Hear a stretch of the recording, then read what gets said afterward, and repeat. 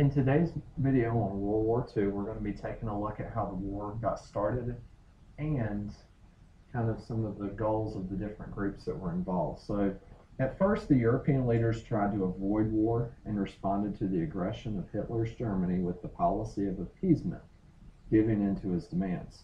When Germany invaded Poland, Allied Britain and France declared war on Germany.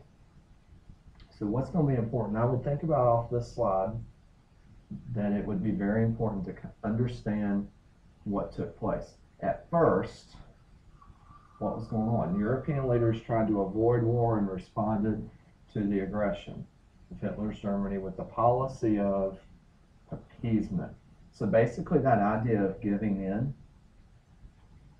They didn't want to go into another widespread conflict like that of World War I. So they just kind of gave in over time and just kind of continued to let Hitler have say in things in Europe. Well, that changes because when Germany invades Poland, Allied Britain and France declare war on Germany. So when you think about in this part of the world, these countries are all so close to each other. If you have leaders who want to take ultimate control or they want to gain and build large empires, the amount of conflict that could take place because of it. So soon Germany defeated France and was constantly bombing Great Britain in an effort to break the spirit of the last undefeated European country. Germany had slowly taken over in Europe. If you notice, it says that they defeated France, one of those allies, and then they were bombing who constantly bombing Great Britain. So they wanted to break the spirit, meaning, by continually bombing, that hopefully Britain would give in. These continuous filling air raids were known as the Battle of Britain and were significant because they were the first instance in which Hitler's plans of conquest were foiled. So, important things to know off of this slide,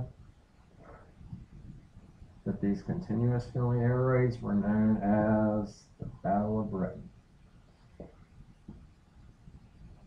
And they were significant because they were the first instance, it's the first time in which Hitler's plans of conquest were foiled. So there's a lot of action going on in Europe. There's not anything taking place yet with the United States involved.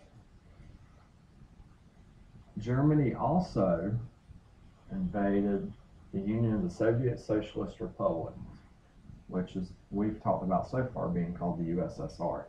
The Congress of the United States passed laws that required President Roosevelt to maintain an official policy of neutrality.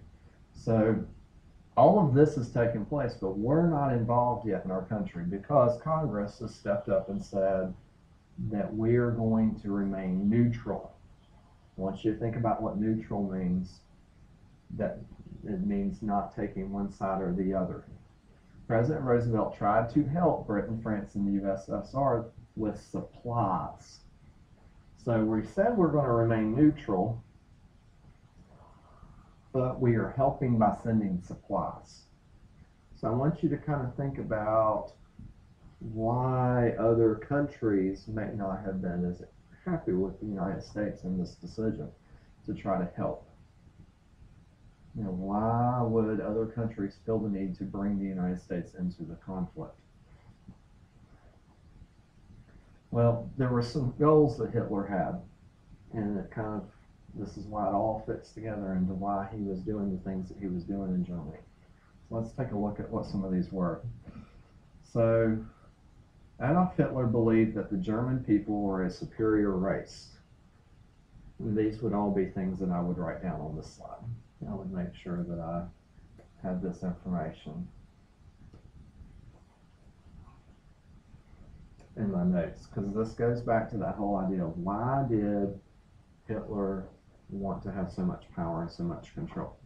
We've talked about in the United States how many whites in the South during a lot of the time period we've talked about, there were whites who felt that they were superior to others Hitler believed that the German people were a superior race to all others in the world.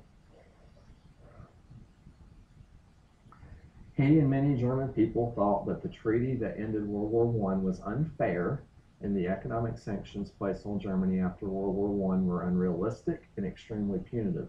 So felt that very much Germany had been punished and treated very unfairly following World War I. So if you think about it, maybe this is the way to come back and get back at them.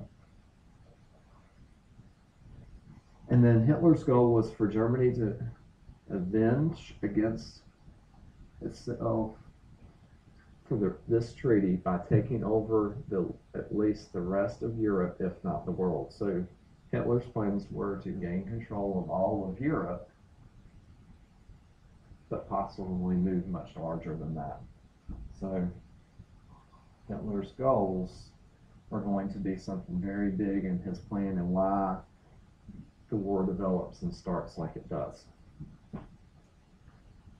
Hitler was not the only person with goals, though. Japan also had goals for this war that we're going to talk about, and one of those being that the Japanese wanted to establish control of the Far East in order to ensure the economic prosperity of the Japanese people.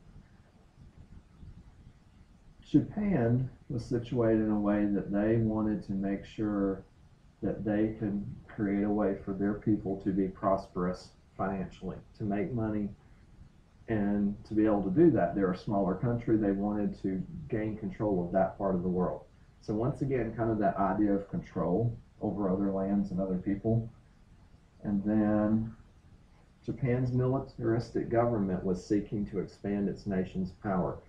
A lot of this meant by taking over other countries would show that you were powerful. So by doing that by force, you could then show that how much stronger you were than another country. And then after the Japanese bombing of the United States Pacific Fleet at Pearl Harbor, President Roosevelt asked the United States Congress to declare war on Japan. And we'll tell you that this is all information that you're going to want access to as well. Because these goals and the goals for Germany, once again, are that whole reason why things took place. Both Germany and Japan wanted to expand, use a military force, and become very powerful in their part of the world.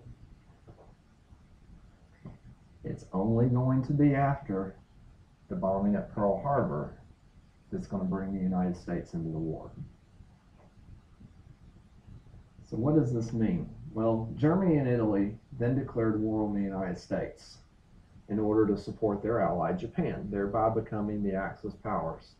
The United States, Great Britain, and the Soviet Union became known as the Allied powers, or the Allies. So very much thinking about it,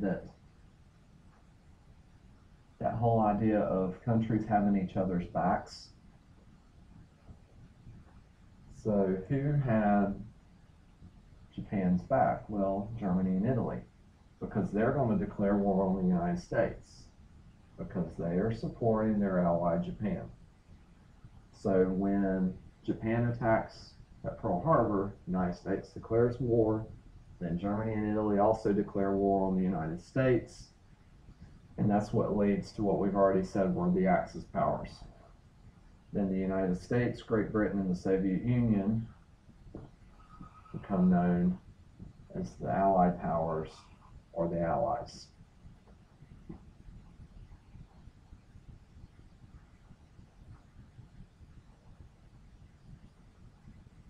So let's think about some goals for the Allies. Since we've already talked about Japan and Germany's goals, let's talk about the goals of the Allies. The goal of the Allies was to stop the Axis powers and defeat them unconditionally so that they could not invade other countries again.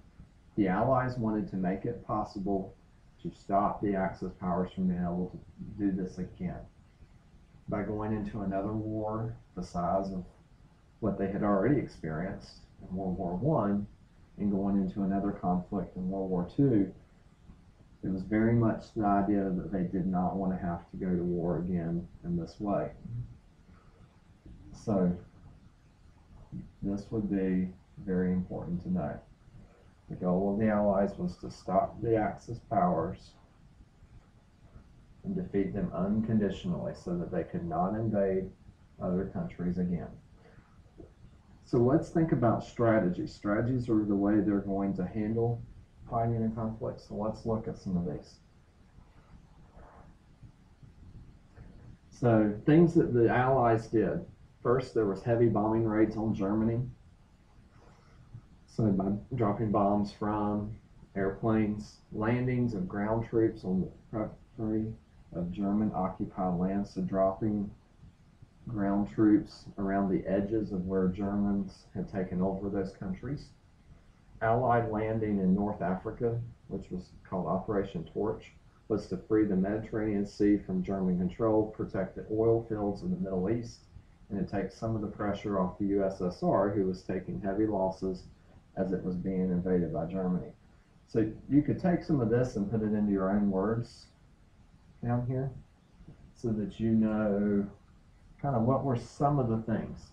It's not going to be necessary for you to have all of these things memorized in this list down at the bottom for strategies. Just kind of need to be able to think, though, what were some of the things that the Allies tried to do to fight the Axis powers? So let's take a look at some more. The USSR was able to hold off the German advance and begin defeating them on the Eastern Front. Allied landings in Italy brought the surrender of the Italians, but German forces continued the bitter fight on the Italian peninsula. The invasion of Normandy on D-Day provided a second front against the Germans in the west and provided some relief for the Russian troops. The invasion of Normandy led to the eventual surrender of the Axis powers in Europe, but the Allied powers continued to struggle against a Japanese army that was determined to fight until all was lost. So I'm just going to slide this map up for just a second so we can think about this. Because of the location of countries, you have to think about the whole idea that, here we have Germany, France, we have Italy down here. With so many countries that are so close, they're having to fight to gain back control of those countries. What happens is Germany had taken control of most of Europe. So over time and through fighting, they slowly pushed Germans back into Germany. And that's what allowed them to regain control in Europe, which is what's going to push the Axis powers in that part of the world to have to surrender by the end of the war.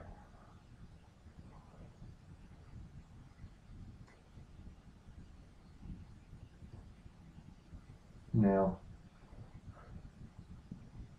things that I would mark on this page that I would feel like I needed to have some idea about, and you can put some of this in your own words as always, but I want you to think about knowing the invasion of Normandy on D-Day, having an idea of that.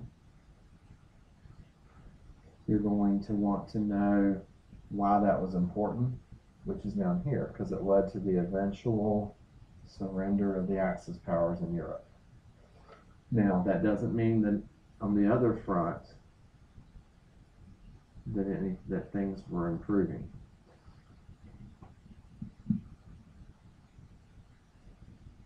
And lastly, remembering why the invasion of Normandy on D-Day was important and why it was able to work out was because some of these events up here that we mentioned, is that they were able to hold back and push Germany back in to their own country. Finish.